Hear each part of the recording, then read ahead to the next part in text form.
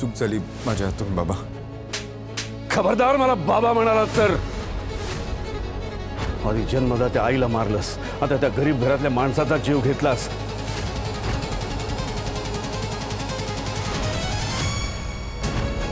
हा माझा मुलगा याने केला ऍक्सिडेंट. का मागे लागलेस आमच्या?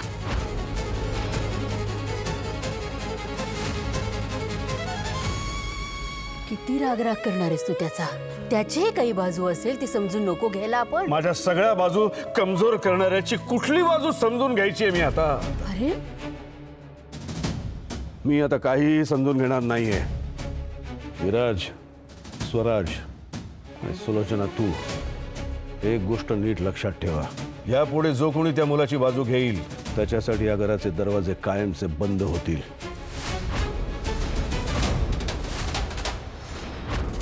हे घर प्रामाणिकपणे कष्ट करणाऱ्या सुसंस्कृत माणसांचं आहे. बिघडलेल्या मुलांना पाठीशी घालणाऱ्यांना या घरात राहण्याचा अधिकार नाही.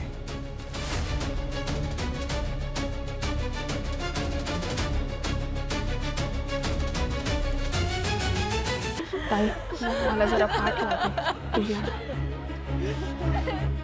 अगं पोरी, असं वागू नकोस ग. मगापासून पाहतोय तुझा सक्का भाऊ गेलाय, पण तुझ्या डोळ्याला एक बी टिपूस नाही आला. असं मनातल्या मनात झुरू नको ग पोरी. बाळा रड, मनावर एवढं वजन नको ठेवू, नाही तर तुला त्रास होईल. आजी, तुम्हाला नाही माहिती मला किती दुःख झालंय ते. पण मला माझ्या दादाने शिकवलंय, कुठलीही परिस्थिती आली ना तरी कुटुंबाचं रक्षण करायचं, खचून नाही जायचं. आजी, घरचा दिवा विझला म्हणून अंधाराला शरण नसतं जायचं. कुणीतरी पुढे येऊन दुसरा दिवा लावायचा असतो. आणि दादाच्या शिकवणीचा हा दिवा मी तेवढ ठेवणारच आहे. आणि दादाला जर कळलं ना की घर खचतंय, त्याला आधार द्यायला कोणी नाही तर त्याच्या आत्म्याला शांती नाही लागणार. त्याला त्याचं घर अंधारात राहिलेलं कधीच नाही आवडणार, कधीच नाही आवडणार.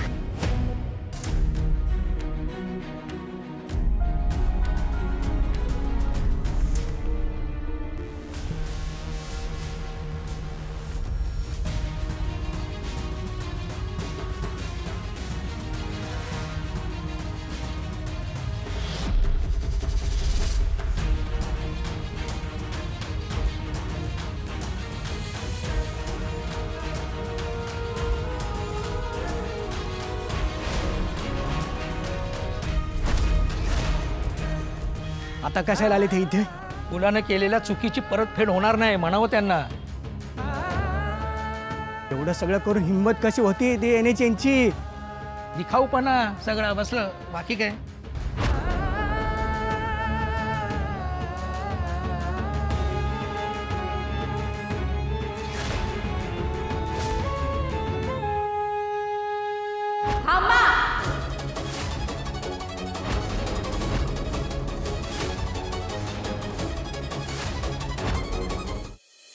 एक पाऊलही पुढे येऊ नका.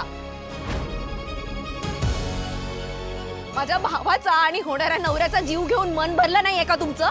हा, की आमच्या जखमेवर मीठ चोळायला आला तिथे? निघायचं, लगेच निघायचं. सांगितलेलं ऐकायला येत नाहीये का? तुम्हाला ऐकायला येत नाहीये का मी काय बोलतेय? निघायचं म्हणाले मी. थांब ताई, त्यांचा काही दोष नाहीये. त्यांना बोलून काही उपयोग होणार नाही. ज्याचा दोष आहे तो कस्टडीत आहे, त्यामुळे तू शांत हो.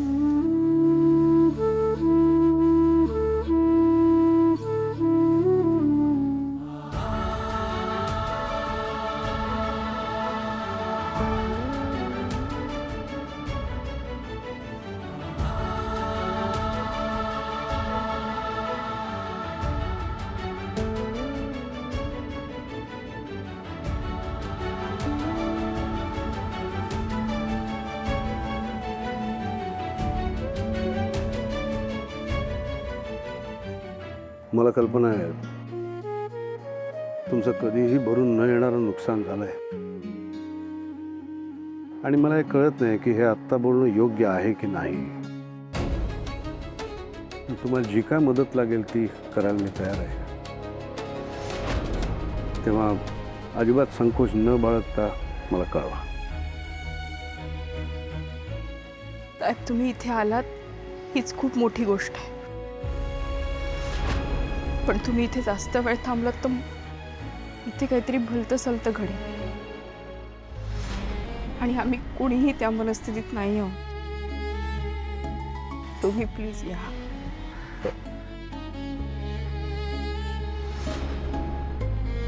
मॅडम, तुमच्या साडीची डिलिव्हरी. सर, तुम्ही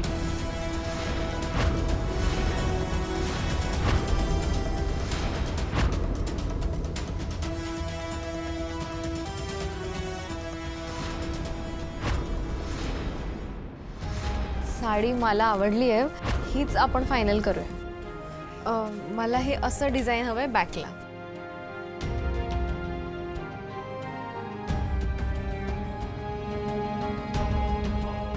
अरे खूप खूप शुभेच्छा.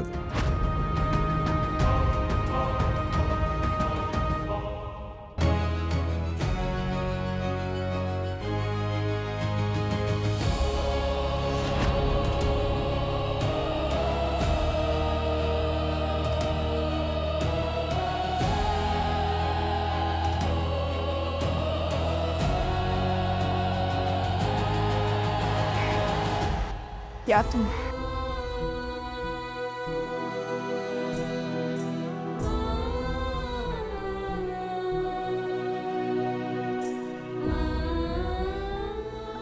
ज्योतिताई प्रीतीताईने स्वतःला लॉक करून घेतलं. काय अगं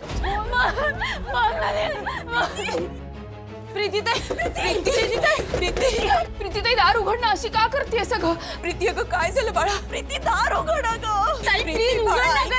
प्रीतीताई, प्रीती दार उघडणं.